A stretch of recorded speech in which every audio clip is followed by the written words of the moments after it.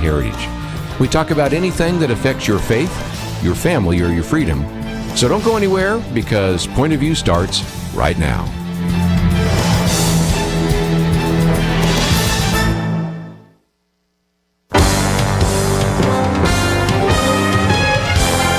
Across America, live, this is Point of View.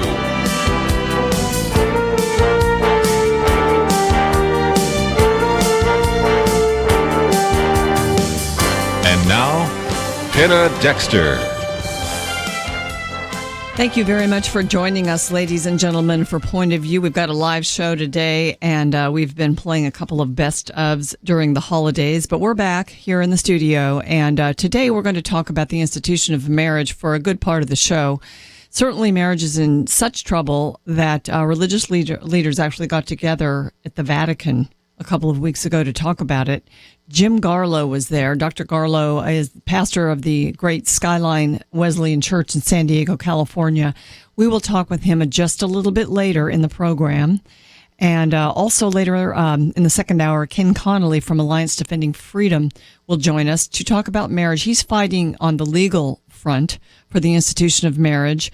So we will talk with him. But since we haven't had a live show for a few days, I just wanted to jump on a couple of news items before we get to our guests.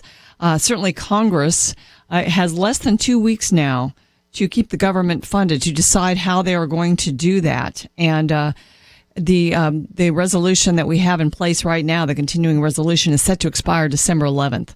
And the Congress House members have to decide what way they're going to go. Are they going to go for a long-term omnibus bill that will take us into September? A lot of the leaders want to see that.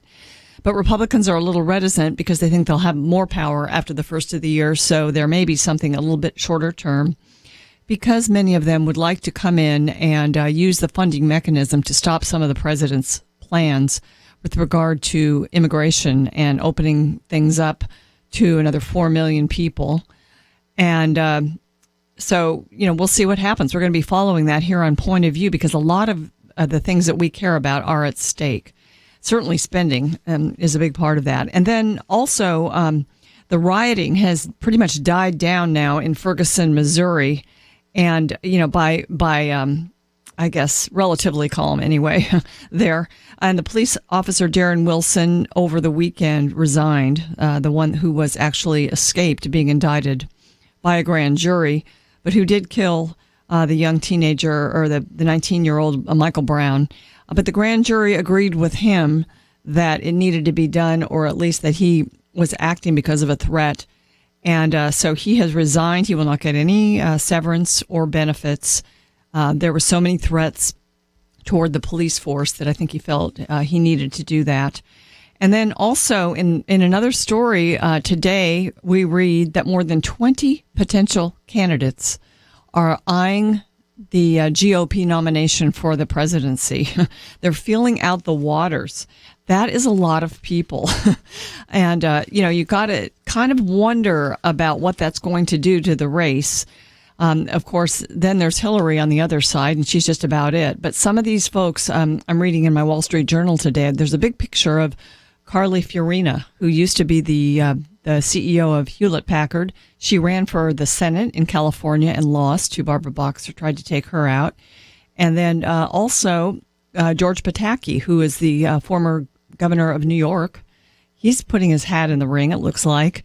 And then another one who's running yet again, who no one's really heard of, is Maryland former Governor Bob Ehrlich. I think he's run like 4 times.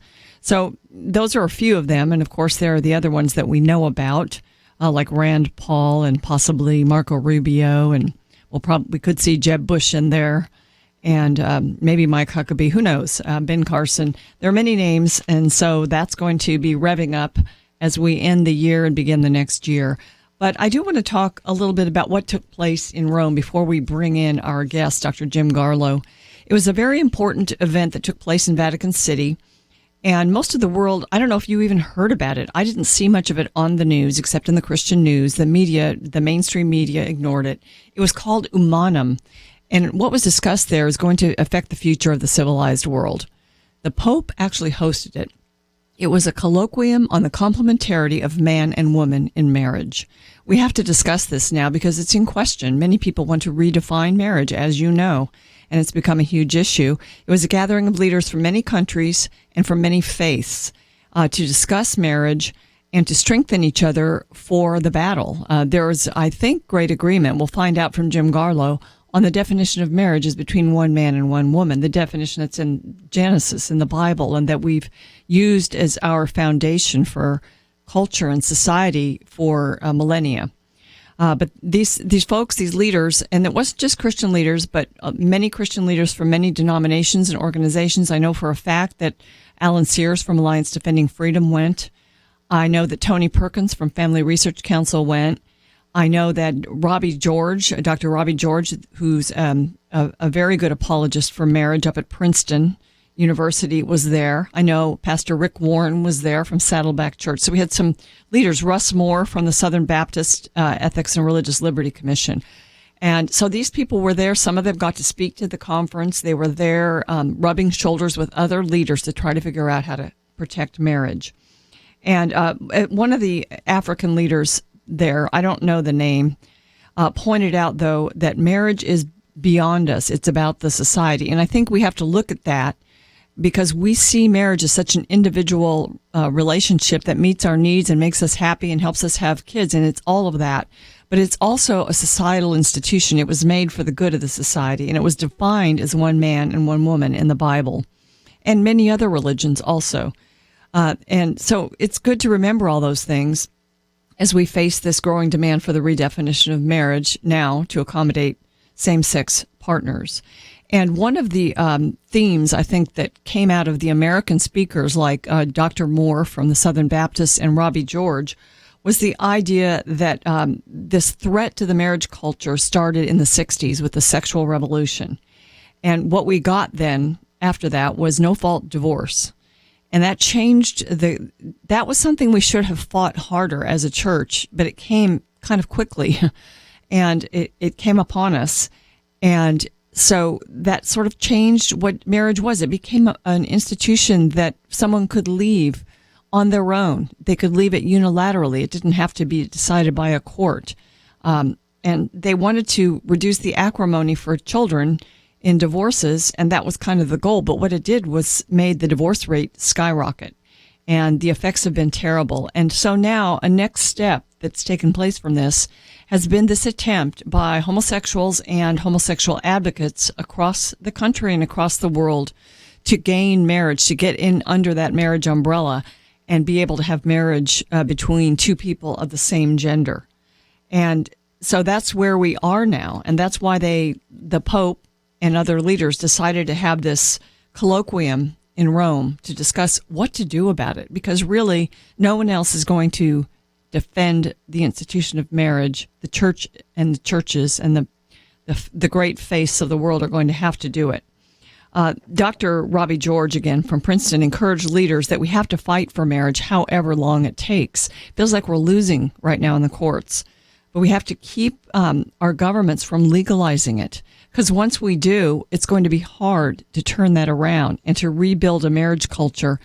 He says if we lock into law the fundamental premises of the sexual revolution, which is the thing that caused the marriage crisis, he says if we reduce marriage to sexual romantic companionship, there's no going back. We're going to talk about this next with Dr. Jim Garlow. Stay with us for more of Point of View. We'll be right back.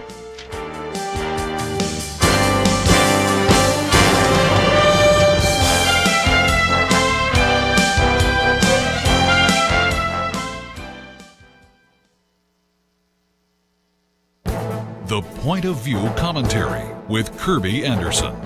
President Obama has been promoting the idea of net neutrality and has been pushing the idea that the internet should be managed like a public utility. The term net neutrality refers to the idea that broadband networks should treat all communications on their networks in the same way.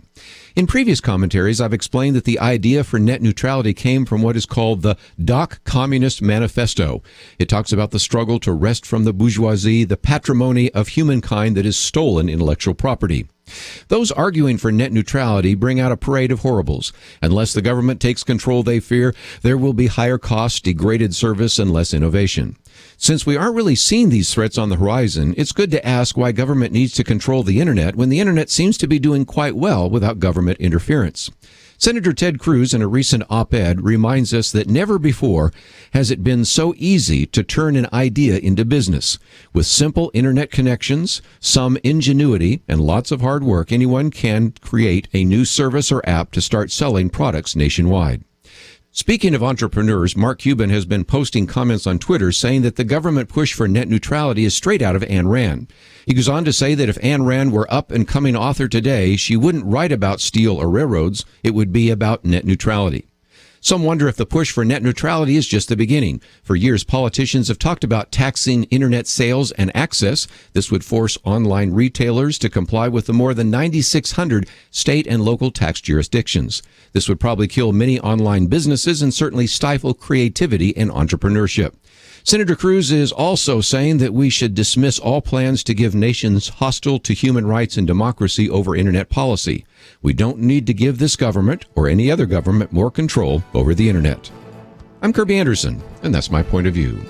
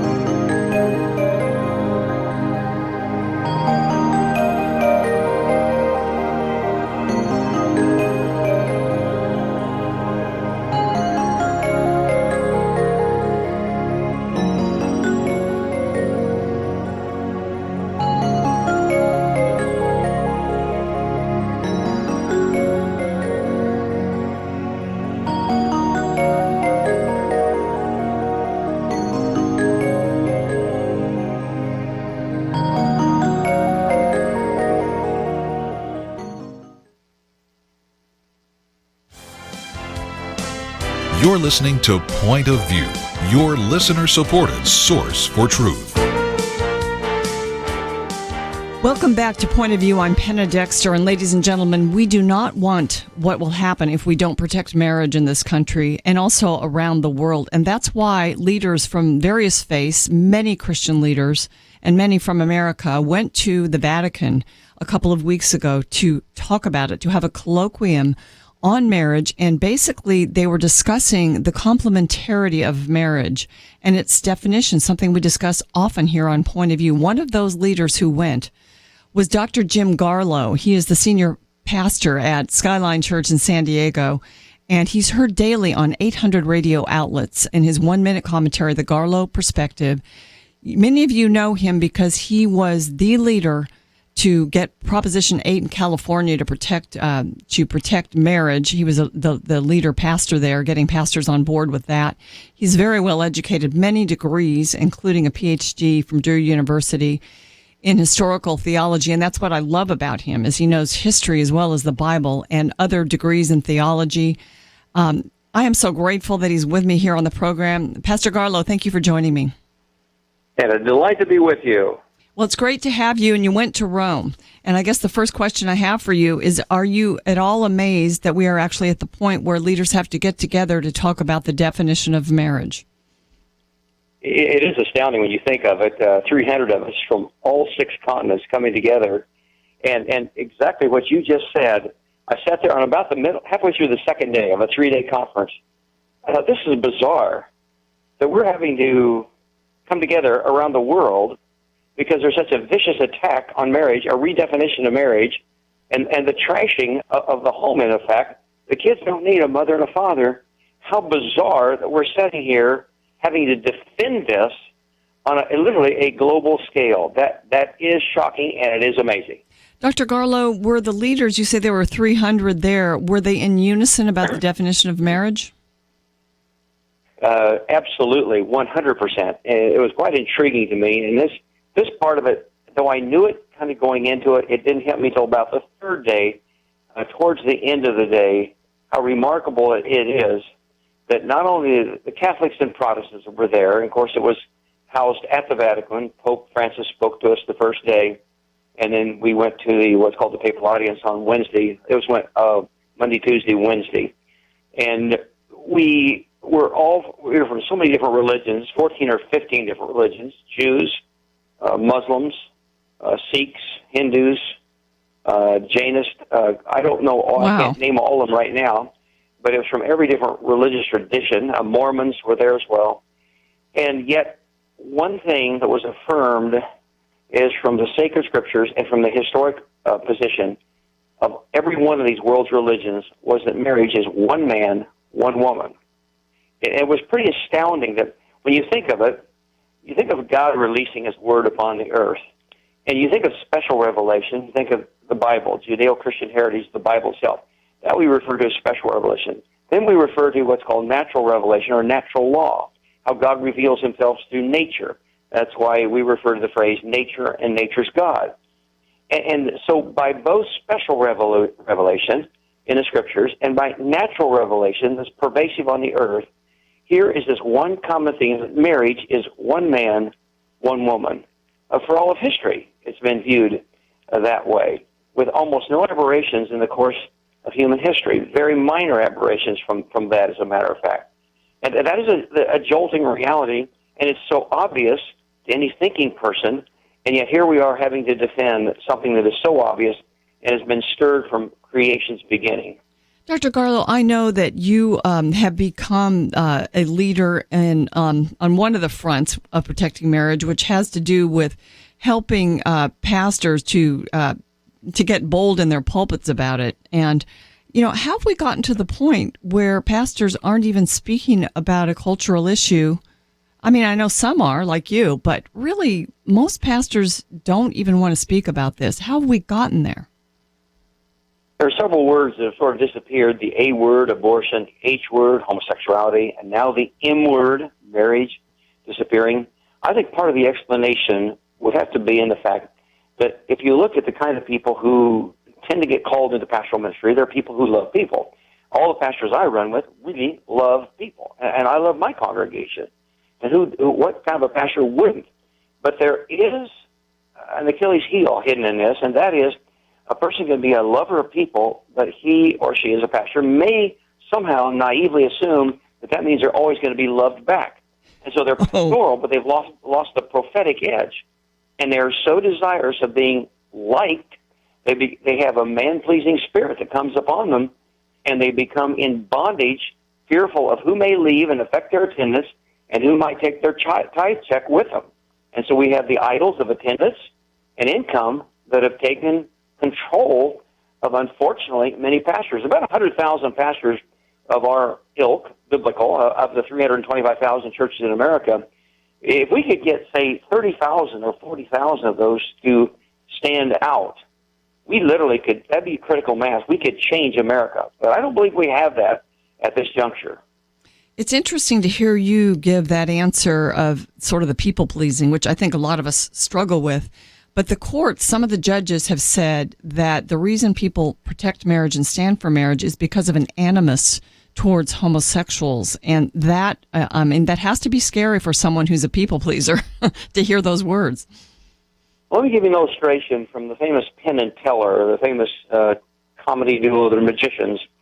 Somebody was witnessing to Penn Jillette is his name, and he's an imposing figure. He's tall, he's big, he's loud, he's boisterous, he's brilliant, he's articulate, and he's an atheist. But somebody went and witnessed to him, and instead of him mocking this guy who had the courage to come to him, he said, how much do you, remember, Penn is an atheist who would scoff at this ordinary condition. He says, how much do you have to hate a person not to try to proselytize? He used the word proselytize. I would substitute the word evangelize, so allow me to do that. How much do you have to hate a person not to evangelize a person if you feel that you know that there's such a thing as a heaven and hell, and you don't talk to them about it? Now, let me just translate that from just general evangelization to the issue of, let's say, the practice of homosexuality. How much do you have to hate a person who's entrapped with same-sex attraction? How much do you have to hate them not to tell them about the power of the gospel to forgive and heal, and the power of the Holy Spirit to set free and give victory over temptation, over sin? So they're allowed to be trapped ongoing in this particular lifestyle that even according to the Center for Disease Control out of Atlanta, our own governmental agency on disease, tells us there's a very, very high-risk behavioral pattern, suicides, etc., occur. Over 600,000 people have died of AIDS. If they would have been in a church where a pastor was bold and people around them who loved them and cared for them and would announce the truth about homosexuality, as well as any other sin, all other sins are ultimately destructive. And so it's not just picking on this one. We're saying, how much you have to hate a person not to tell them the truth, how to be set free from the bondage that they are in. That's the response I would give to those pastors who have tragically wimped out on this issue. Pastor Garlow, I think pastors could also, in a sense, if they are so intimidated to speak of the sin, they could go positive on marriage and just talk about what it is theologically.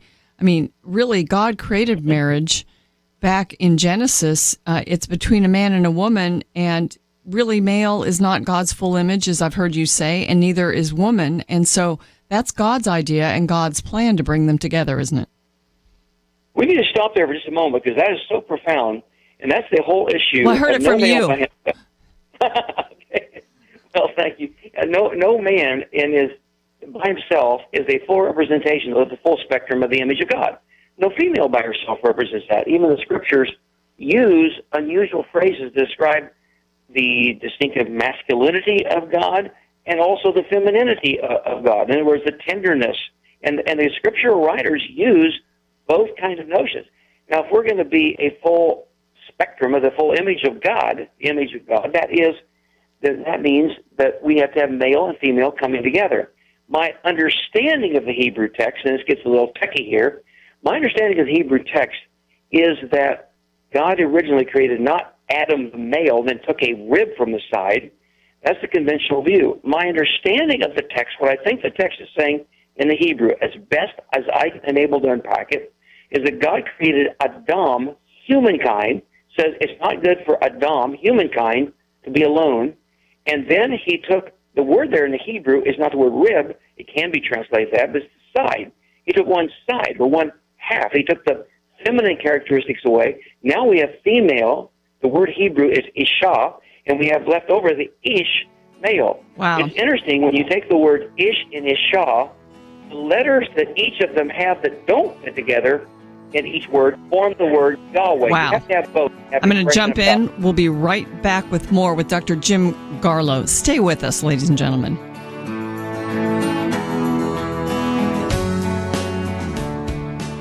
Joseph Farah, the founder of Internet news pioneer WorldNet Daily.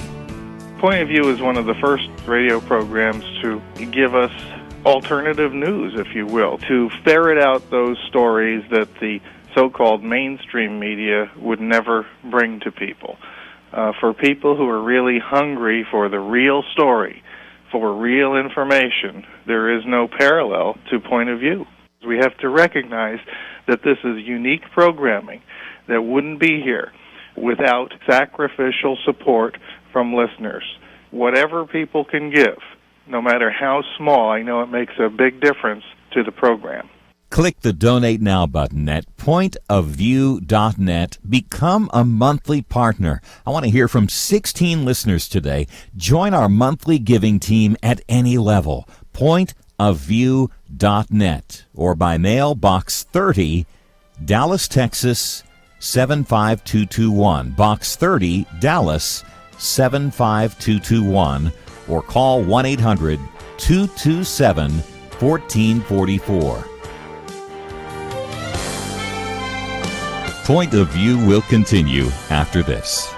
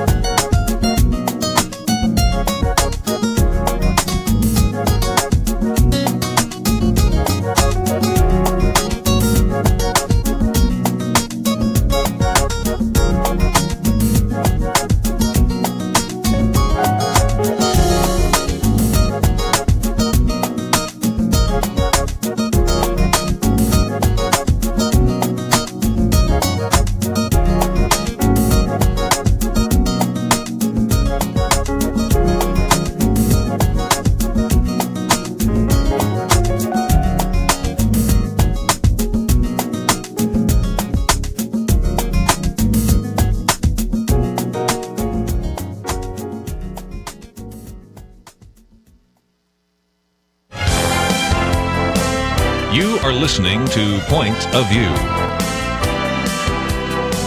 The opinions expressed on Point of View do not necessarily reflect the views of the management or staff of this station. And now, here again, is Penna Dexter.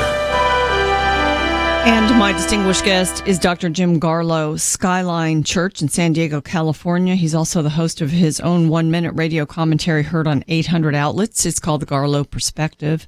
And he's been giving a theology of marriage. And it's beautiful to hear about it. It needs to be preached more from the pulpit. And Dr. Garlow, you also talked about really the neglect of pastors to speak of the sin of homosexuality, but also I think there's a neglect to teach this theology of marriage, what marriage really is, how holy it really and truly is. And there's also the gospel, because it's a picture of Christ in the church, isn't it? It sure is. Just before we went to break, where we were kind of parked there, if I can go back there just for a moment, the marriage, as male and female come together, ish in the Hebrew, ishah in the Hebrew, that's for male and female. And what I was saying just before we went to break is so important, it bears repeating in case it got dropped off. And that is that if you take the male word ish, the female is ishah in Hebrew, the two letters that are not found in each of those words, form the name for Yahweh, God. In other words, it says you have Ish and Ishah who come together. There you have God's presence and God's image. Now, if I were Satan, I would want to destroy the image of God off the earth. In other words, destroy the definition of marriage. Now, if we shift from there in the Old Testament, Genesis begins with a marriage of a male and a female, and the book ends with Revelation with the wedding of a bride and a groom. And when Paul writes about male and female coming together as one in Ephesians 5, he goes on to say, I'm really talking about Christ in the church. He said it's a mystery. None of us can really understand this great culmination of history when Jesus and the church are married. We can't grasp that. We tend to think, and this is an incredible thought that I didn't really come to a number of years ago. We tend to think marriage is real on earth, and God borrowed the metaphor to describe the end of times. We have it backwards. We've never yet seen real marriage, capital M marriage. That marriage, the ultimate marriage, is going to occur at the end of time when Jesus and the church are married. But God knew that we couldn't understand that. I can't comprehend that. So he knew that. And so he established small m, marriage on earth, as husband and wife, so we'd have kind of a picture of what it's going to be like at the culmination of history. And so to think of the best marriage we know of, and I hope it's our own marriages, and if you think of the best marriage you can, that doesn't even do justice to capital M, the real marriage, Jesus and the church someday. And we even use marital bed language to describe this event. We call it the climax or the consummation of history. That's because of the sacredness of this. And that's what Paul is writing in Ephesians 1 and depicted in Revelation with the closeout of all history. So if I were Satan, in Genesis I'd want to destroy the imago Dei, the image of God.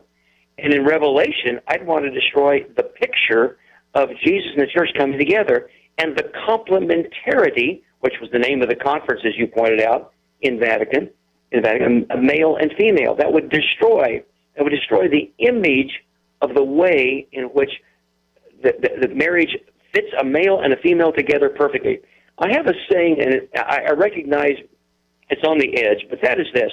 All the people who advocate for so-called same-sex marriage ought to have to live in homes in which the plumbers who built them or the electricians who built them didn't understand the difference between the male and female end of piping or plumbing or of electrical as well, and see how that home works out for them. It doesn't work. It can't work because God has made male and female spiritually, physically, psychologically, and emotionally as complementary to each other, completing each other. It works across the board. I mean, folks, I've put a couple articles on the website about marriage and the economy, and it works for the economy as a positive, and when you destroy it, it's negative on the economy. But we're talking theology here. Dr. Garlow, what was there any agreement on any kind of action that came out of this colloquium, or was it more to encourage one another, or both? I think it was more to make a strong statement. I think it was so tenuous going in, and here's There was 300 people who didn't know each other for the most part. There was 14 or 15 different world religions. This was a most unusual colloquium for the Vatican. And so I think when it was just the idea of, can we make a strong statement? And the question was raised by Pastor Rick Warren when he spoke, and he did an exceptional job of what do we do from here? What can we do? And I think that sort of moved the colloquium. I raised the same question to various people who are in leadership. What is our action plan going out from this moment forward? So I think that will come out of it eventually, but it didn't end necessarily with that. It ended with a strong statement globally, and the beginning of what I pray will be a strong pushback. And by the way, just for our listeners to know this, that wherever so-called same-sex marriage is affirmed, you would think that the number of marriages would increase. In other words, you have all the heterosexuals getting married, now you have homosexuals. You think that you add those two together, that'd make a lot more marriages. It doesn't happen that way. And in Europe, where you've tracked this for a number of years, and now in the States here, the number of total marriages actually begins to drop off. Why would that be? Because people no longer respect marriage. It doesn't have any meaning anymore. It's just blown away. And what we discovered is that among the radical homosexual agenda, I'm not talking about the nice homosexual who may live next door to us, but I'm talking about the radical homosexual agenda. The goal is not marriage at all. The goal is to coerce and force us all to affirm that particular lifestyle. The evidence is overwhelming.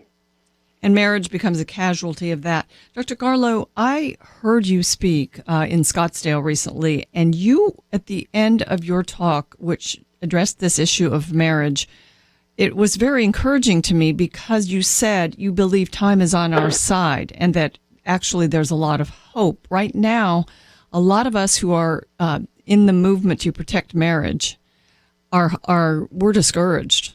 But you're hopeful? I really am, and I'm not naive or Pollyanna about this. The abortion battle at one point, a number of years ago, looked completely hopeless, an abortion battle. And yet 40 years later, we are seeing a massive swing. We have not overturned Roe v. Wade, but we're winning it. We're winning it on the street. We lost in the courts, but we're winning it in the streets and the hearts and minds of the young adults coming up. It took 55 million casualties in that war before people could come to see, hey, that's murder. Ripping babies up in the womb is an evil thing. Now, on the marriage side of it, September the 22nd, I believe it was, Pew released a poll that was really quite amazing that showed that around 72% of Americans felt religion was losing its hold in the country, and 56% of Americans said that's bad. 6 out of 10 Americans felt like things ought to change. And then we also saw where a dramatic shift in the last few years, last 2 years to 4 years, where they said that the church and pastors ought to speak out on social and political issues. And the people who are saying, no, the church should not speak out on social and political issues, which, by the way, are really biblical issues, that was falling dramatically. And even support for same-sex marriage, so-called same-sex marriage, there is no such thing, but so-called same-sex marriage, has plummeted just since February. There's been a dramatic decline. Now, what is happening? People are realizing the severe overreach, legal overreach of the Supreme Court or other courts, or even President Obama himself on this issue. And at the same time, I think we're in the early days of beginning to see the results of all of this. For example, Mark Regnerus of the University of Texas in Austin, the Regnerus Report, so controversial because it simply said that children deserve and have a right to a father and a mother, and that's best for them, not just any two parents of the same sex. And that study was so well done, severely maligned and attacked by the left, but they couldn't find fault with it. Those kind of studies like that are going to begin to emerge and slowly trickle their way through the American consciousness in such a way that if they return, we're going to be hearing people talk differently 10 years from now. That's a long ways, I admit. And there's going to be a lot of things, perhaps unfortunate, between now and then. There'll be casualties in this war. Children who are deprived of a fundamental right. And by the way, in the Vatican, they actually use that language, the fundamental right of children to be raised by their father and their mother, or in the case of adoption of a male and female, the facsimile thereof. They even quoted a United Nations document that said that.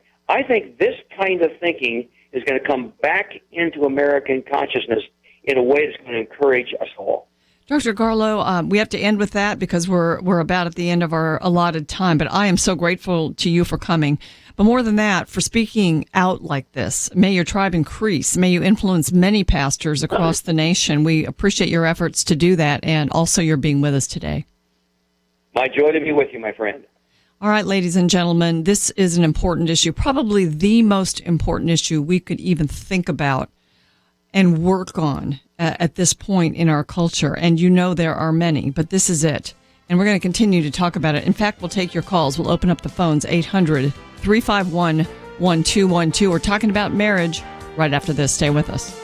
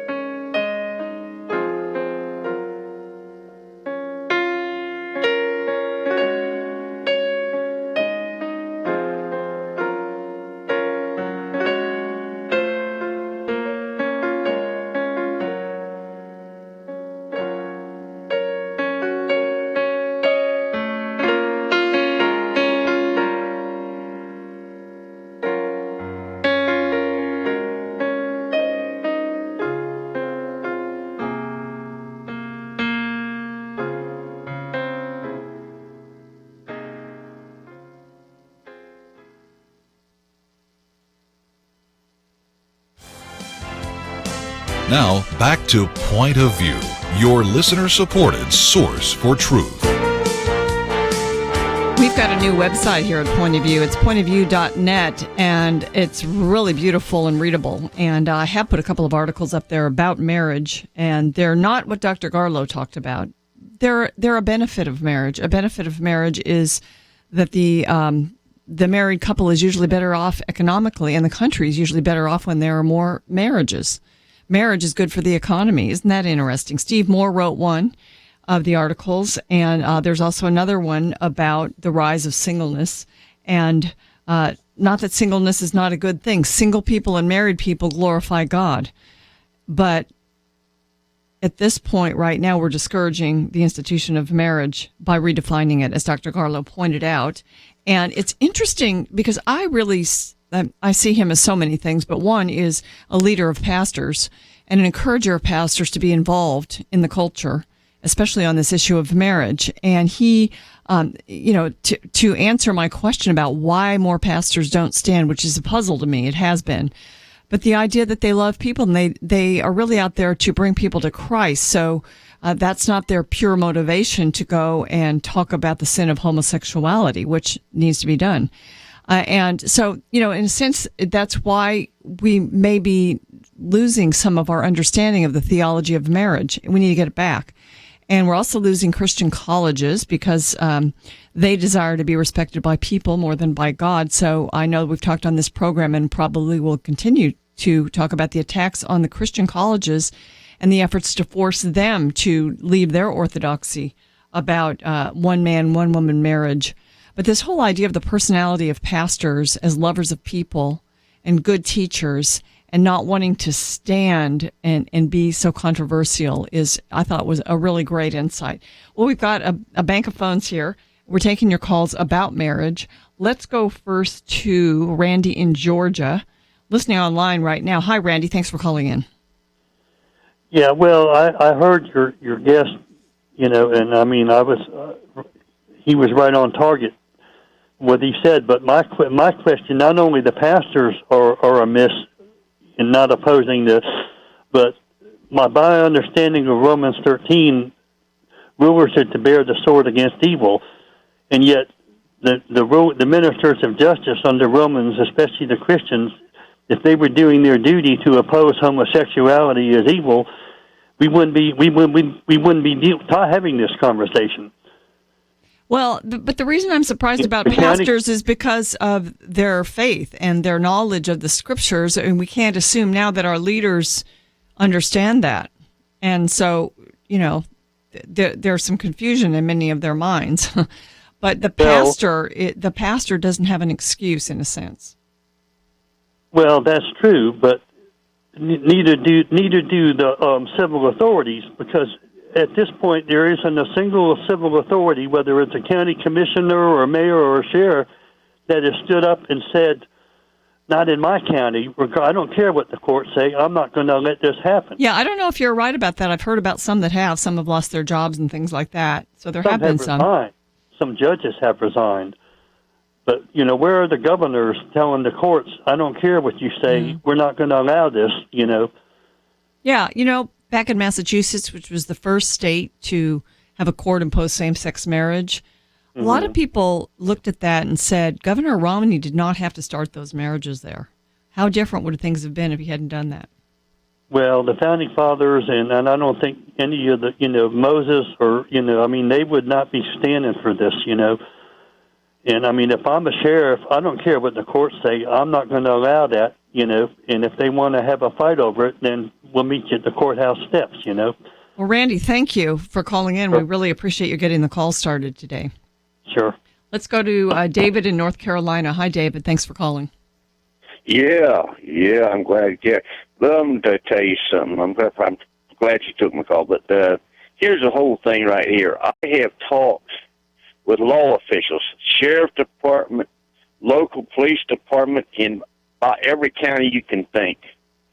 And I've not had one of them that hadn't agreed with me on this thing right here.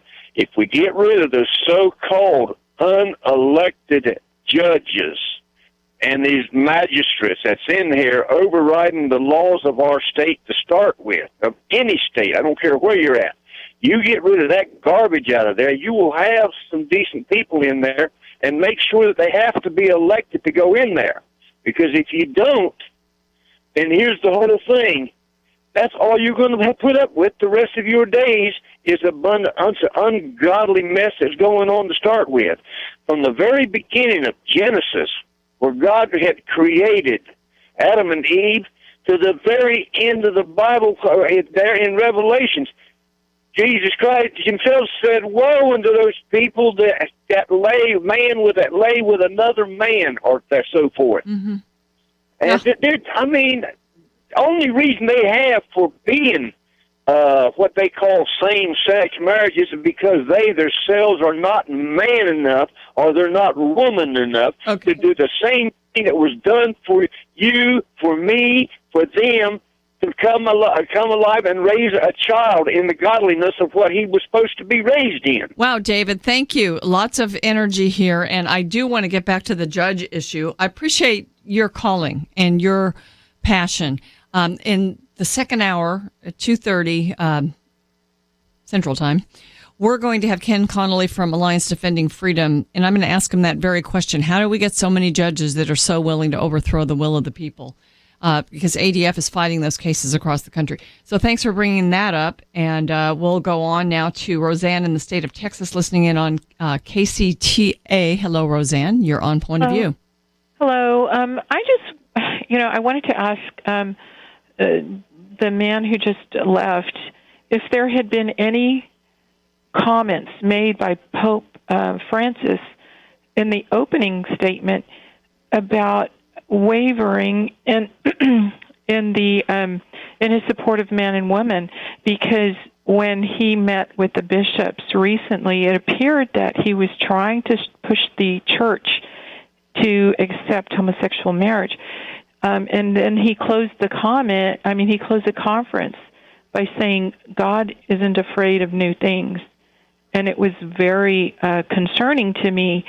And I was so hopeful to hear this man say that so many worldwide religions are against it. But he appears to me to be pushing the church in that direction. You know, that has been definitely out there as a concern. Roseanne, I'm glad you brought it up. I should have asked Jim Garlow about it. We're going to have more guests that were at the conference throughout the week, or at least a couple more this week. I'm hoping to bring a couple more in. And so I will be sure to ask that question about what the Pope said. And also there is a website. I don't know exactly what it is, but you could probably find it. It's called Humanum, HUMANUM, I believe. That was the name of the conference. And you can find out more about what went on there. But yes, that was a concern. But the fact that the Pope called this colloquium and they named it, the name of it was it was Colloquium on the Complementarity of Man and Woman in Marriage. So it kind of sounds like he's in support of the complementarity of man and woman in marriage, or he wouldn't have called the colloquium and brought world leaders into the Vatican. But Pope Francis does, he makes statements that make you wonder sometimes. And so we need to get some clarity on that. And I will try very hard to get some more guests that were there to find out what they said. Thanks for bringing that up. We really appreciate it. Ladies and gentlemen, we will continue to take your calls after the break on marriage. We want to hear what you have to say. And later in the program, we're going to be joined by Ken Connelly from Alliance Defending Freedom. We're going to talk about the legal side of this, all the challenges across the nation to marriage between one man and one woman. And so we'll do all of that right after this. We hope you'll also go to our new website, pointofview.net. And while there, you could drop off a donation. You can hear more about it next. Each one of us has so much to be thankful for. And here at Point of View, we're thankful that we can serve and support you. I don't think I could do what I do without Point of View on a daily basis. I just can't even begin to tell you how much that this ministry has meant to me, especially now being a father, the values and things that I hear on Point of View and how you shaped my worldview and made me passionate.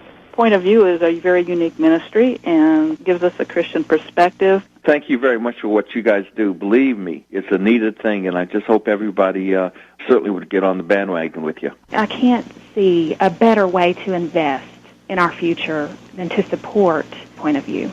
We are so very thankful for you. Can we count you as a thankful listener? Please show your gratitude. Give $30 a month or give $100. Give online at pointofview.net. Pointofview.net. Call 800-227-1444 or mail to Point of View, Box 30, Dallas, Texas 75221. Point of View will continue after this.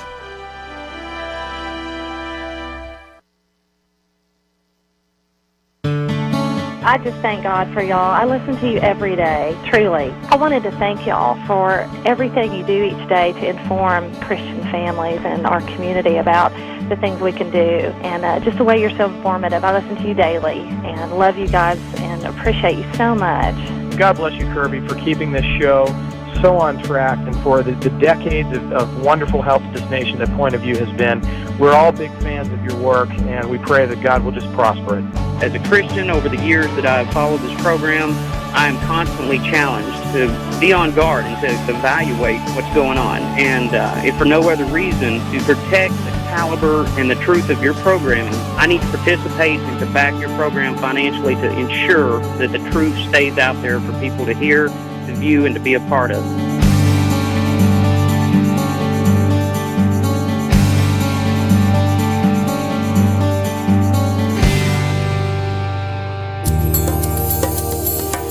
This is Point of View Radio.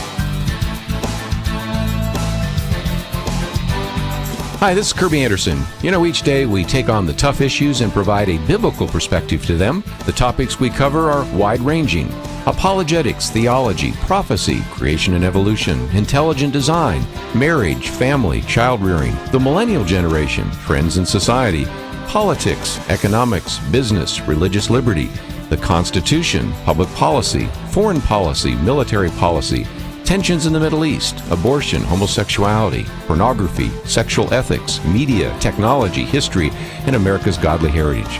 We talk about anything that affects your faith, your family, or your freedom. So don't go anywhere, because Point of View continues right now.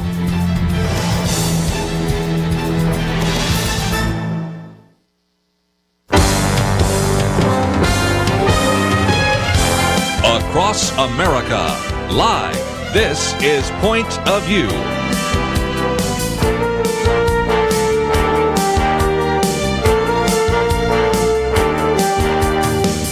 And now, Penna Dexter.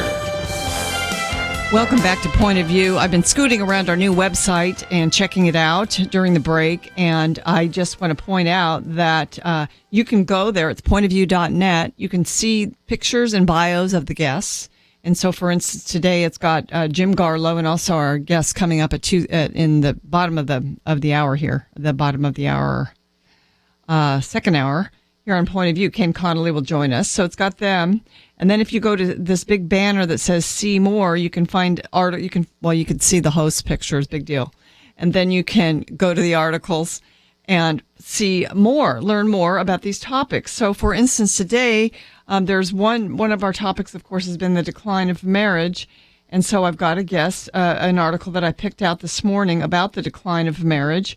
And it talks about singleness and how there are more single people as a proportion of the whole population now, and what some of the problems are with that. And so that's there. And it's great to give you more information about whatever the topic is. If you want to go and share with others, if you want to speak about it somewhere, you can print this kind of thing out and make yourself just take good use of all of this. And I just wanted to bring up another quick topic, since we've got some time before we have another guest on marriage, just to give us one more thing to discuss here on Point of View.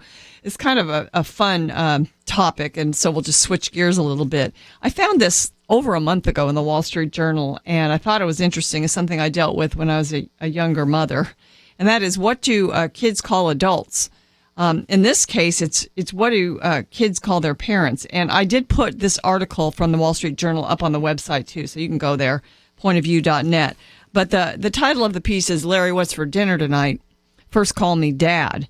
And it talks about a kid, Hayden Matthias, who was digging for her iPhone and tapping the FaceTime icon and saying, recognizing who was calling. "Okay, hey, Dave." This was a tall, blonde 8th grader who said this to the face filling her screen. "Is it her boyfriend?" the journal asks.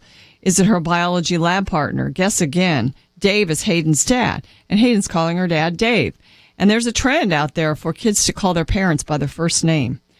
For more than a year, the 47-year-old Denver software sales executive has been Dave to his 13-year-old youngest daughter. And the journal goes on to say children are ditching mom and dad for Linda and Sam in plenty of households. The shifts may come because parents have ceded authority in their homes, or from teen one-upsmanship of their authority figures. Maybe it's even mockery or a sign that too much maturity is being expected of these kids, or maybe it just doesn't mean anything. And that's what I'm going to ask you. You can call us at 800-351-1212 and make your comments on the institution of marriage, a very serious subject. But you can also call in on this. What do you think about kids calling their parents by their first name? Is it a good idea? Is it a bad idea? The journal goes on to say, is this happening more than it used to? Of course, says Madeline Levine, a Marin County, California therapist specializing in teens. She says the shift is fallout from an era of overly permissive parenting. Some therapists and psychologists characterize the phenomenon as classic teen boundary testing and attention-getting behavior that starts alongside acne and one-word answers. Well, I don't know. If you're a parent, should you answer to your first name coming from your minor child? Or should you insist on being called mom and dad? That's what we're asking here on Point of View. We'd love to hear from you. And again, the article that I'm quoting from and reading from is at pointofview.net on our new website. Going on, children, of course, have been given leeway over the past few decades to be less formal with several types of authority figures. Now, this is what I dealt with when I was a young mother. My kids did not try to call me Penna. They would never have done that. But they did, because of the sort of what everyone did out in California where my children were little. It's a little more, less formal out there. And children call their parents' friends by their first name a lot. And they did back then. And I remember doing that when I was a youngster. And people would insist that I do that instead of saying Mr. and Mrs. But we decided, my Christian group of friends and I decided, due to some teaching we got about child rearing, that it was better for the children to call adults by Mr. and Mrs. Ma'am and Sir, because it gave them a sense of respect for authority. We wanted to engender that into our children. So we did. And in the South, as I moved to Texas and just kind of have traveled throughout the South, children are much more likely to use the more formal terms. And I don't hear too much of this first name calling of your parents, but the Journal says it's common around the country. And so what do you do? What should parents do? Should they put the kibosh on this? That's a question that the Wall Street Journal asks, whether or not to put a swift kibosh on the practice or practice of calling your parents by their first name or ignore the name change.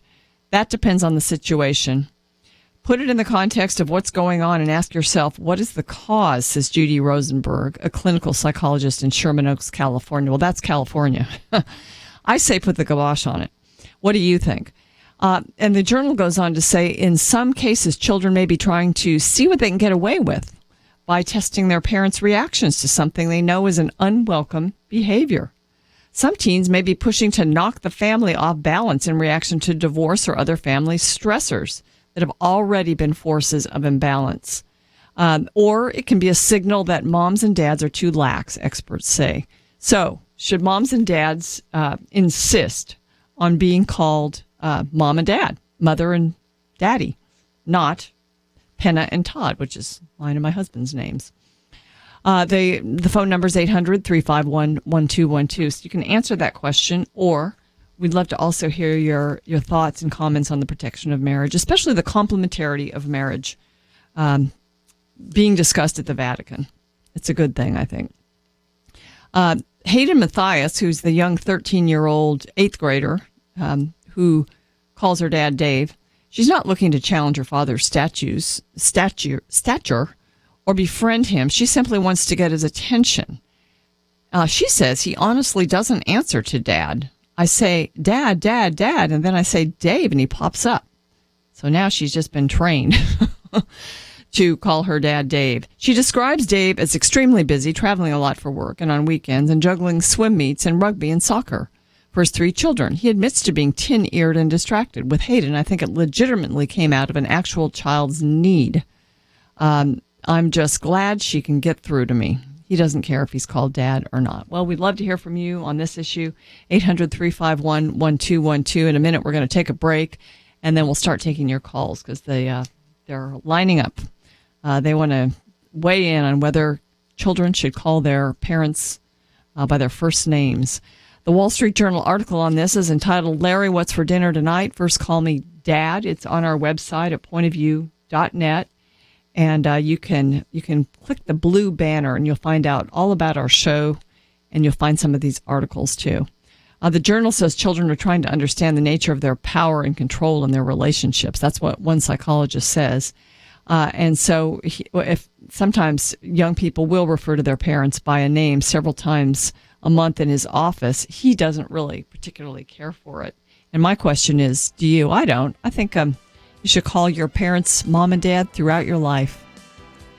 We'll talk about it. We're taking your calls, 800-351-1212. We'll be right back for more of Point of View.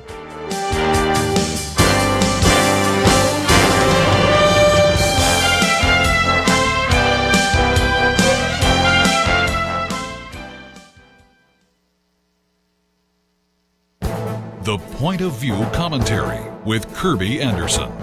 President Obama has been promoting the idea of net neutrality and has been pushing the idea that the internet should be managed like a public utility.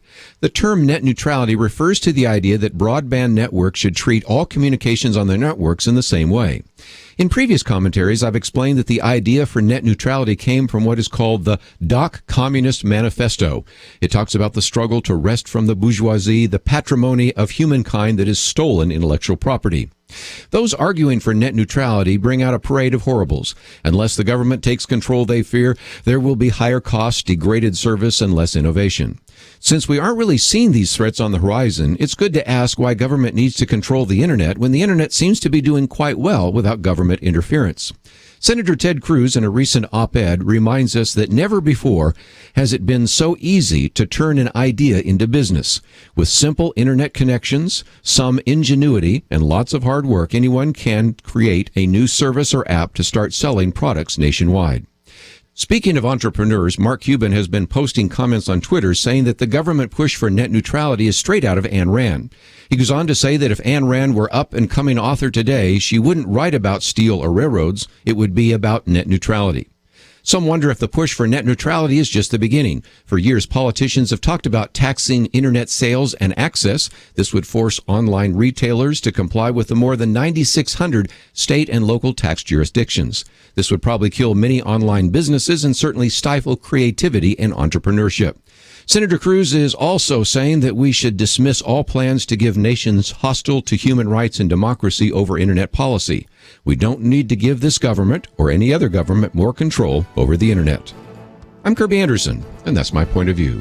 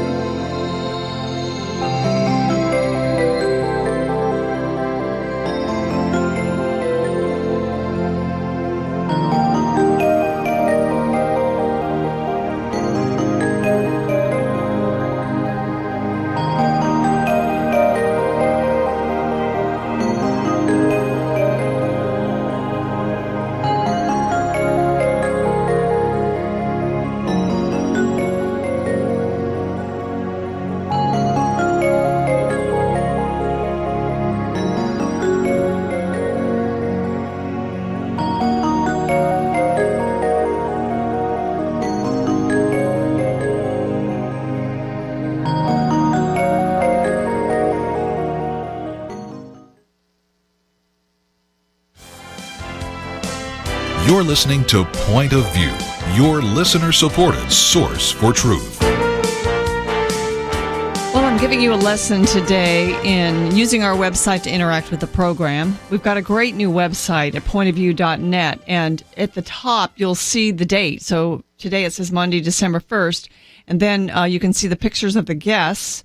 And then below the pictures, there's a blue banner that says See More, and you click on that, and you can find articles that we might be discussing or talking about or referring you to. And so right now, we're talking about what kids should call their parents, and it comes from a Wall Street Journal I found a while ago, so we posted that.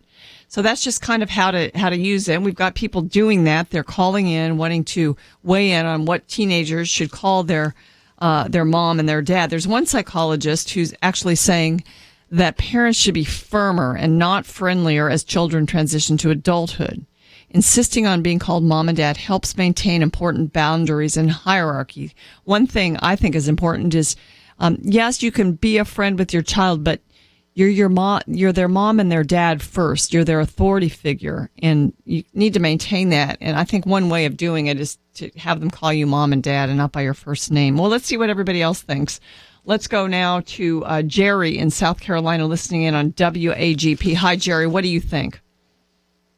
The psychiatrist is exactly correct. We have kids from 10 to 28 years old.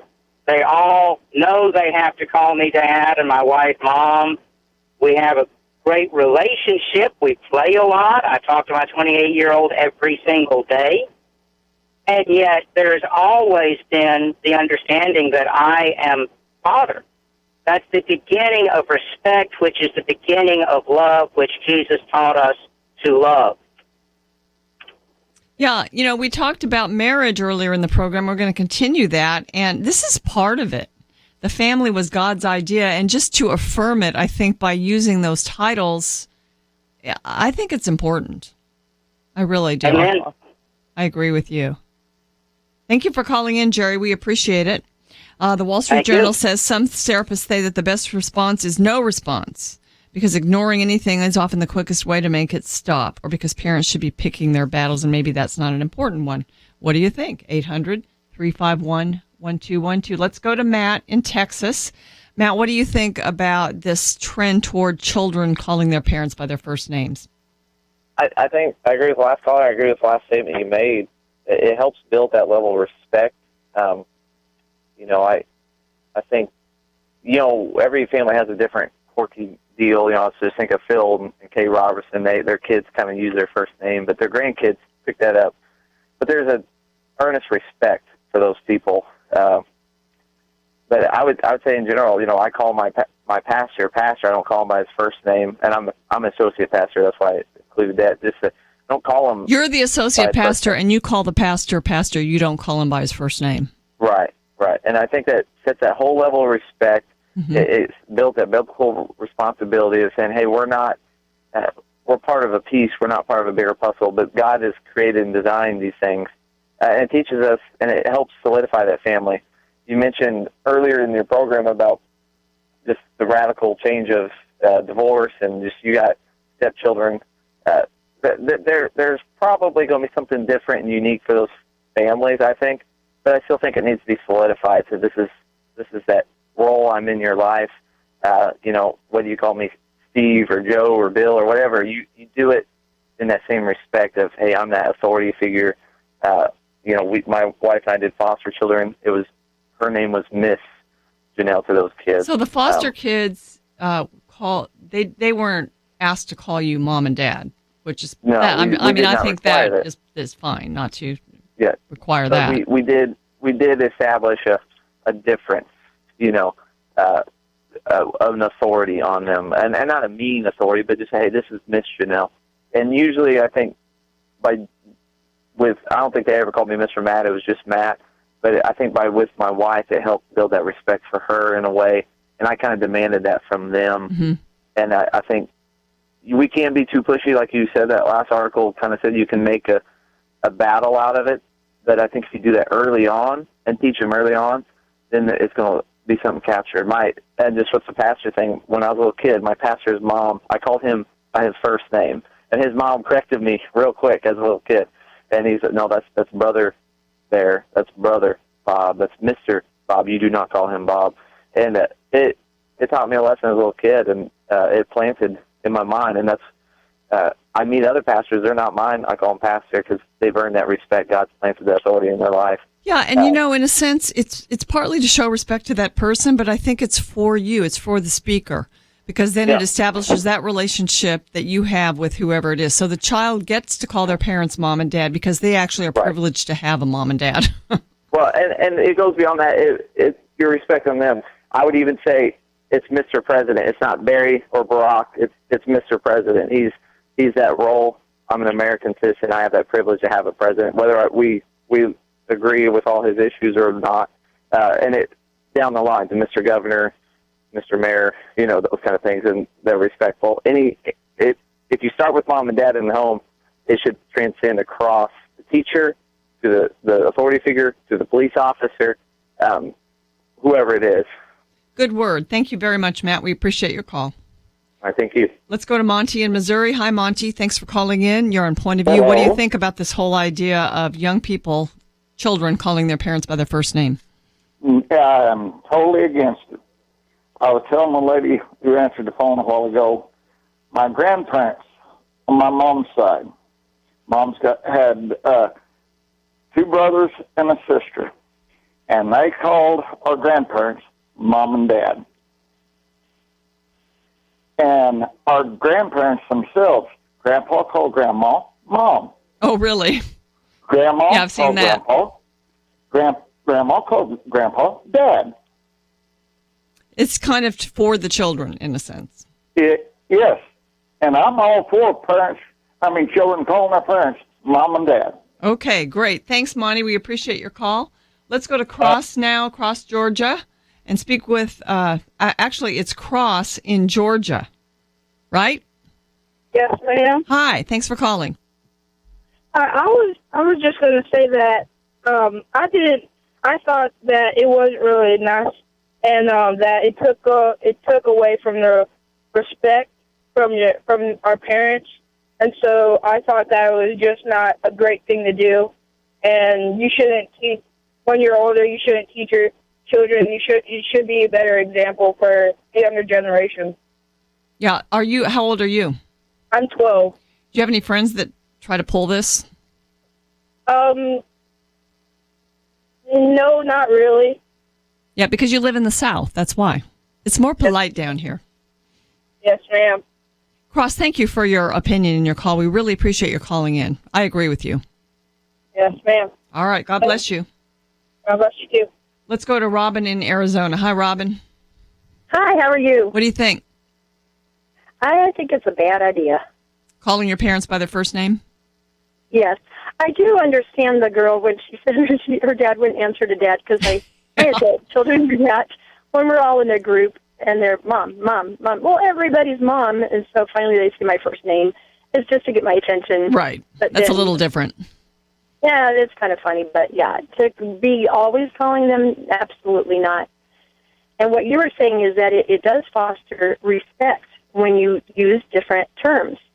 My kids were in a charter school once, and the teachers said that they could call them by their first name. And I said, you absolutely will not.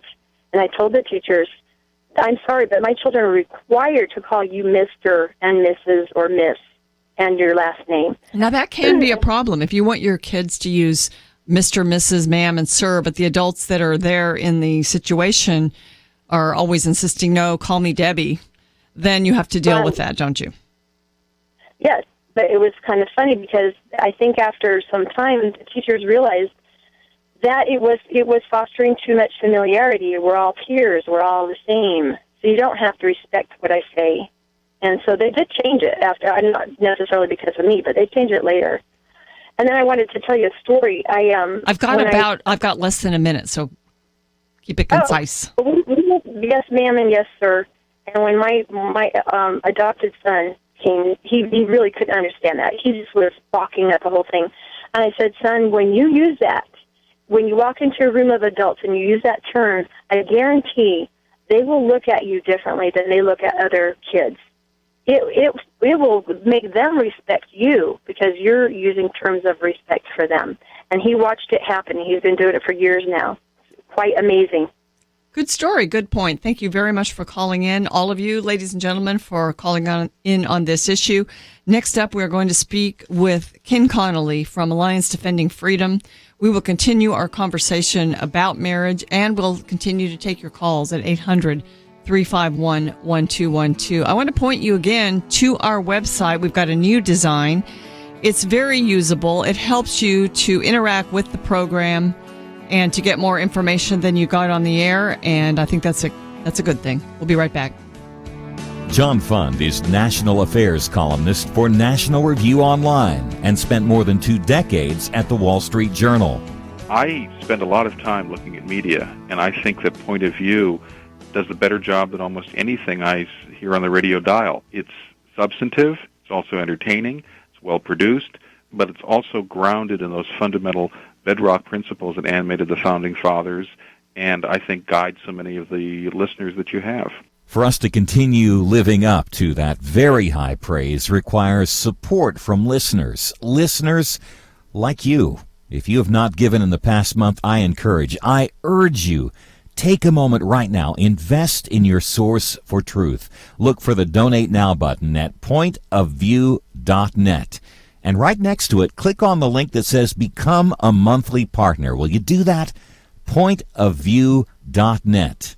Or give by mail, Point of View, Box 30, Dallas, Texas, 75221. Or call us, 800-227-1444. 800-227-1444. Point of View will continue after this.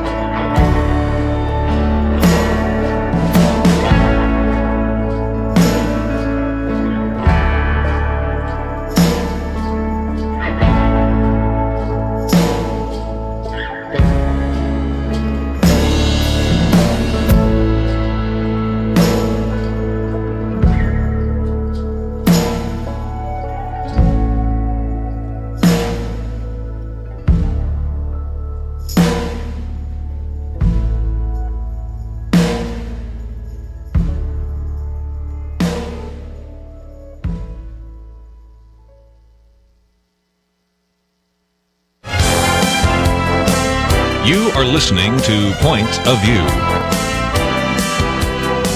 The opinions expressed on Point of View do not necessarily reflect the views of the management or staff of this station. And now, here again, is Penna Dexter.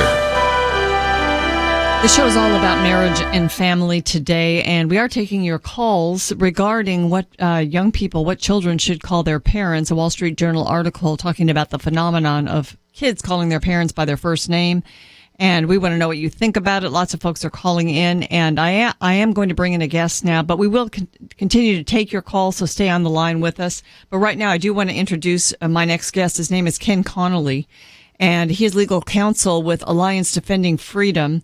He plays an invaluable role there with the Center for Marriage and Family, and he has defended marriage against the legal attacks that we talk about so often here on Point of View. He's also represented public officials defending state marriage laws and drafted and coordinated friend of the court briefs in cases challenging the Defense of Marriage Act. So he's in the legal battle. Ken, thank you so much for joining me. It's good to be with you, Penna. It's good to have you. And I do want to talk about the battle. I think ADF is key in these court battles across the country, and we're winning some, we're losing some. We're actually probably losing more than we're winning right now. Where are we now? Just tell us where we are with regard to protecting marriage nationwide. Well, legally, we've recently had some good news in that the Sixth Circuit came down on the side of marriage, and it's also on the side of the Constitution, which, of course, there really is no legal argument that the 14th Amendment mandates genderless marriage on the country. That's essentially a political argument that's been adopted mistakenly by a number of district courts over the past year and a number of circuit courts in turn. There was some disappointing news out of the Supreme Court when they did not grant cert on the many applications a few months back. Were you disappointed? October. Well, it's disappointing because I'll tell you what, Penna. Here's what, a lot of the district courts that said that the Constitution essentially mandated genderless marriage were predicating their decisions on the Windsor decision from last June, the Supreme Court's Windsor decision, which was the DOMA striking decision. down part of DOMA. Right, and that opinion explicitly, the majority opinion, explicitly said this opinion and its holding are confined to those lawful marriages. Now, just for your listeners, what that means is that the opinion only pertained to the situation where a state itself decided to grant civil marriages to same-sex couples, and then the federal government decided not to recognize those marriages for purposes of federal benefits and such. The opinion had nothing to say. It was completely silent on whether the 14th Amendment demands that all the states adopt genderless marriage. If there's anything in the opinion, there are pages and pages of assurances that the states retain their traditional right to define marriage as they see fit. And of course, up until 2004 in Massachusetts, every state, every nation, every country from time immemorial had defined marriage as between a man and a woman, solely between a man and a woman. So Ken, now though, so many judges in conservative states, they took Windsor, they took the wrong message from it then. That's exactly right. And, experts sort of reading the tea leaves as to why the Supreme Court may not have granted cert in October, many of them said, well, there really isn't a circuit split, even though the Eighth Circuit had in 2006 reviewed a case that, while it didn't implicate same-sex marriages, it essentially, the Eighth Circuit came down and said that there are rational bases for the man-woman marriage definition.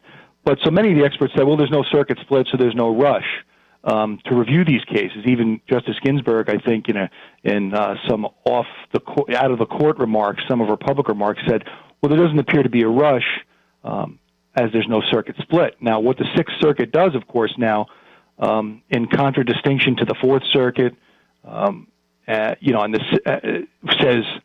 and the other circuits that ruled against traditional marriage, the Sixth Circuit says, no.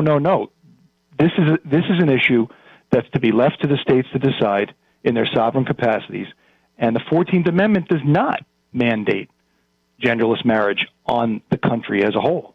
So the circuit split that they talk about, it exists now, correct? It does exist now, and there are cases up out of Texas and Louisiana in the Fifth Circuit. That's slated for argument on January 9th, and there is an appeal in the 11th Circuit out of Florida, which is currently being briefed as we speak. So there's a possibility we'd have even more of a circuit split, but we don't need any more than that. It appears that the issue is ripe for consideration by the Supreme Court. Again, especially given the fact that it appears that these courts, it doesn't appear, these courts are flatly contradicting the message that Windsor itself laid out, that marriage is the traditional province of the state, and they're free to define marriage as between a man and a woman, as they always have done. Ken, earlier in the program, we talked about the colloquium that took place in the Vatican about the the complementarity of marriage. I know that your leader of Alliance Defending Freedom, Alan Sears, was there. Perhaps others from your organization were there. And so we were talking about that. And one of the callers called in and was just blasting judges across the country for taking this this institution and basically, in a sense, destroying it, or at least destroying the good that it does in our country by striking it down everywhere. What can we do? Because a lot of times he was saying, well, we need to elect our judges, but some elected judges are some of the ones that are striking the marriage laws down. So why are judges what are they basing this on? Well, again, it's hard to say. When you read these opinions, you get the sense that the decision's been reached before the analysis has been conducted. So what you have is a result, and then the judges appear to have been working backwards to get to the result. And what you have to do is you have to twist the 14th Amendment out of all recognition to what its original purpose was. And when you say that the 14th Amendment mandates genderless marriage on the country, you're not on very firm legal ground. It's extremely shaky, as a matter of fact. Now, the what can we do question is a different question. Obviously, these are federal judges. They have life tenure, absent high crimes and misdemeanors.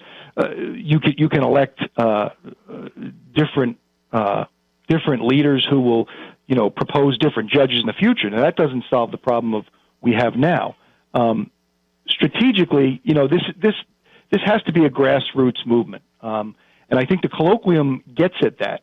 You had religious leaders from all faith traditions from all over the world, who essentially confirmed what we all know intuitively on the ground, and that is that marriages between a man and a woman is it's the perfect foundation for a flourishing society. And if you chip away at that foundation, you can expect societies around the world to suffer. So again, I think, this is essentially a political movement. This movement for same-sex marriage is a political movement. And these decisions, while cloaked in legal terms, are essentially political. If you read them, some of them have this rhetoric that it's time for us to put away these outmoded beliefs. It's time for us to throw these ideas in the ash bin of history. Well, that's not a legal judgment. That's a political exhortation. So these judges are really overstepping their roles by making these kinds of statements.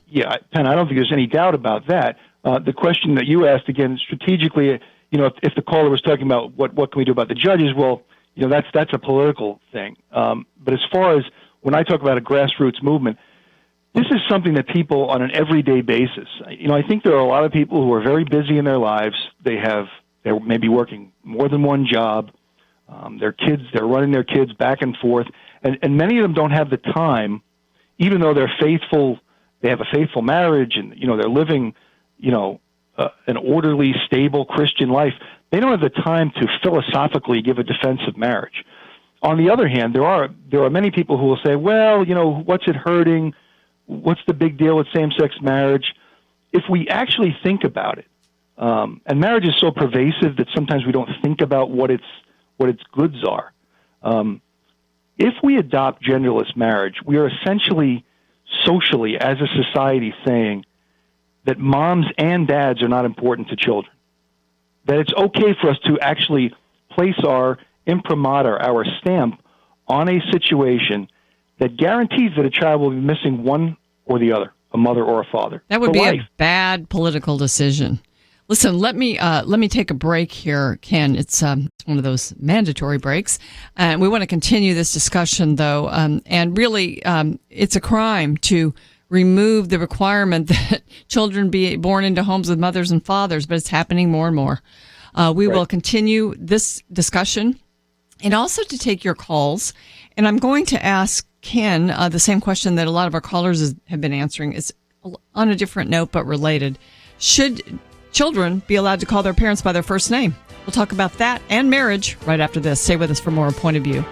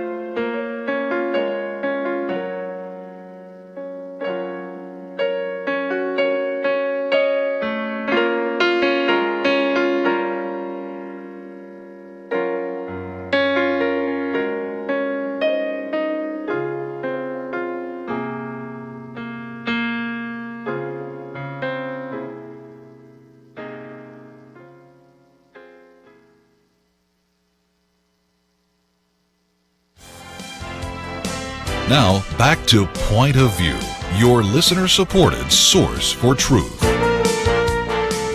Welcome back to the final segment of Point of View. I'm Penna Dexter. My guest is Ken Connelly from Alliance Defending Freedom. And Ken, before we get back to marriage, I was talking about a Wall Street Journal piece that was published about a month ago. It was entitled, "Larry, What's for Dinner Tonight? First, Call Me Dad." And it's this growing trend of children calling their parents by their first name instead of mom and dad. And every caller that called in about this said they shouldn't, that children need to respect their parents, call them mom and dad, and parents need to insist on it. So I want you to weigh in on it. What do you think? Well, I haven't written a book on this, so I should put that caveat out there. I'm not an expert in parenting by any means, but I think I tried it once or twice growing up and had the same experience probably as your callers, and my parents obviously agreed with them. But as a father of 6, I agree with your callers. We're not there. There are plenty of children and peers who are available to be friends to your children. They only get one mother and one father. And we're there to be teachers, guides, and although there are different parenting styles, we're not there to be their buddy. So I would agree with your callers. And again, although I would not style myself as I'm a practicing parent. I think you're an expert with 6 children. You've got to be an expert. I know it's happened once or twice in our house, and somebody will say, "Hey, Ken, what are you doing?" And I'll say, "Well, Dad is," it's one of the rare times I'll talk about myself in the third person for a second. Dad is going to tell you to call him Dad. You can call me by my proper name if we want to have a discussion. So that's where I would come down on that. Yeah. Well, thank you. It's a unique opportunity to talk about what the serious issue is here that we're really trying to defend. And, it works. Marriage works for the culture. It works for the economy. It works for the society. And certainly it's the way that we can focus on our children and raise them. It was God's plan. And so you're doing God's work there at ADF. I'm so grateful for you. And it's interesting for me to hear you say, Ken, because you're a lawyer and you're defending marriage in the courts, and yet you say that this is political and it's grassroots. And it truly is. People, I think, you also said that, well, some people just don't have time to have a theology or an argument for marriage, but it's getting to the point where we all have to. We need to. Right. I mean, if you take the analogy, and obviously it's 40 years ahead of the marriage battle, but the abortion debate, how many times have we heard somebody who we generally know to be of pretty strong conviction on it, we don't think they would ever consider it, but we hear them in public say something like, well, I'm not, I'm against abortion personally, but, I would never force my view on someone else. Now that, we have to remember that there are a lot of, women and men out there who are facing that type of decision and are, under duress, and they don't know if they're going to be able to take care of their child, this child in the womb. And think about how much on a grassroots level that type of sort of fence sitting gives cover to people who are in weak positions or who really need to be strengthened with the truth. And that's the kind of thing I'm talking about marriage. The answer in the abortion context is, it's a human life. It's always wrong to take a human life. I'll do whatever we can to help you. And we should do whatever we can to help young women, young men, or people at any stage of their life to bring this new life into being, right? It's the same thing with marriage. You don't say, well, what's it going to hurt if we just expand marriage a little? We can only have one definition of marriage. It's either genderless, in which case anything goes, or it's the definition that's been tried and true for thousands of years. Once you go to the genderless, again, what do we have? We have a situation where we're telling people, the law is a teacher, right? I mean, the law, people, 20 years ago when I grew up, there were no seatbelts, or, when I first started driving 30 years ago, I'm dating myself, but, and then seatbelt laws came into effect, and the law said, we're going to ticket you if you don't use your seatbelt.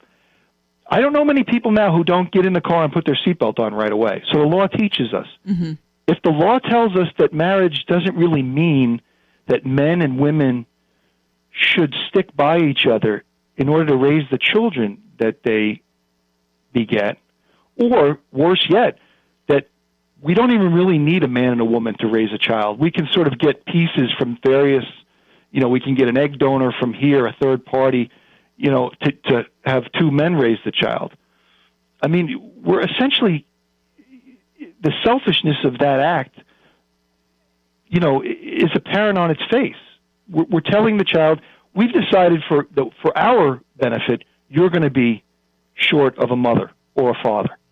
So I think that's what I mean by grassroots. Everybody has to be able to defend, or at least give some rational defense when people say it doesn't matter.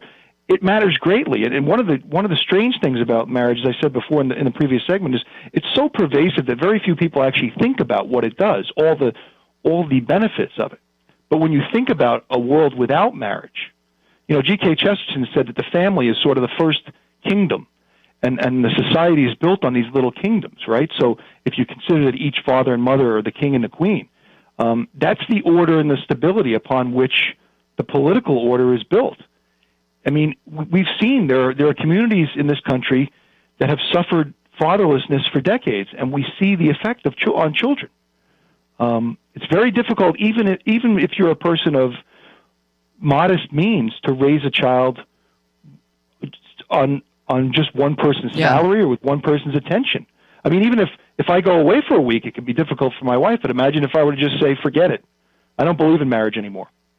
The kids will suffer, as will the spouse that's left alone.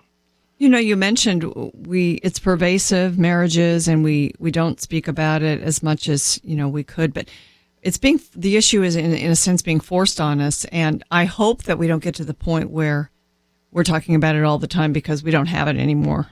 And we're really seeing the effects of it. I hope we don't get there. And I'm grateful to you guys for fighting to have that not be the case someday. Right.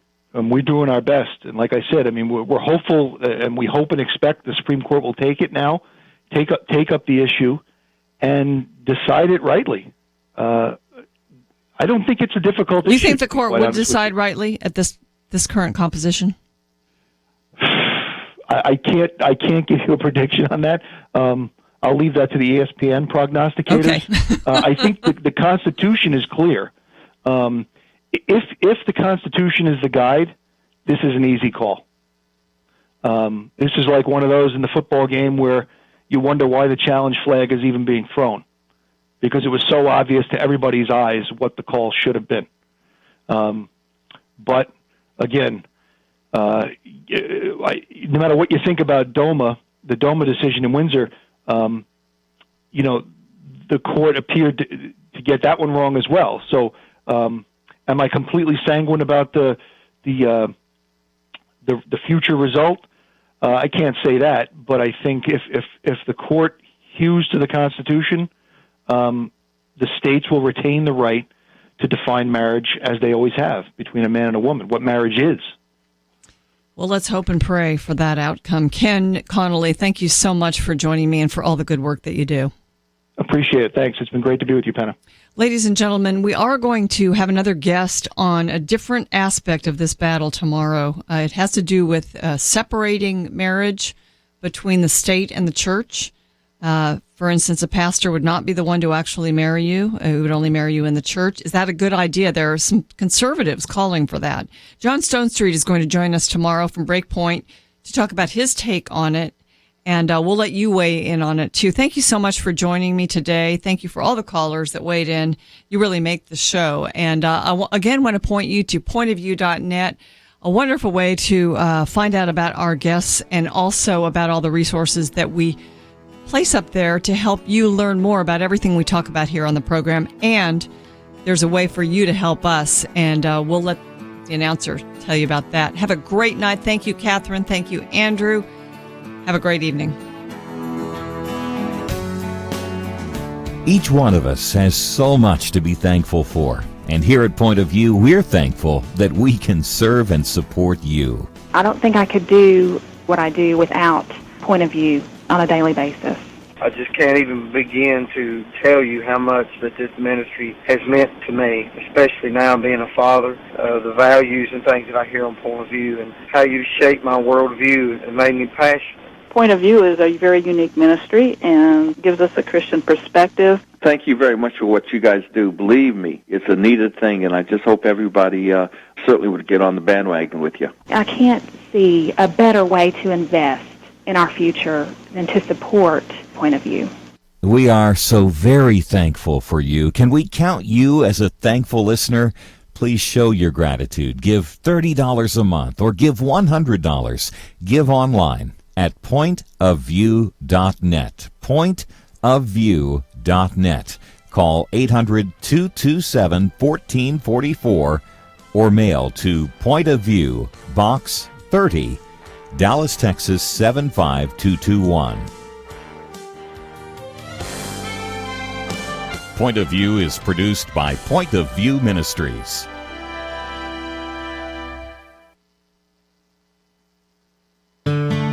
I just thank God for y'all. I listen to you every day, truly. I wanted to thank y'all for everything you do each day to inform Christian families and our community about the things we can do, and just the way you're so informative. I listen to you daily and love you guys and appreciate you so much. God bless you, Kirby, for keeping this show so on track and for the decades of wonderful help to this nation that Point of View has been. We're all big fans of your work, and we pray that God will just prosper it. As a Christian, over the years that I've followed this program, I am constantly challenged to be on guard and to evaluate what's going on. And if for no other reason, to protect the caliber and the truth of your programming, I need to participate and to back your program financially to ensure that the truth stays out there for people to hear, to view, and to be a part of.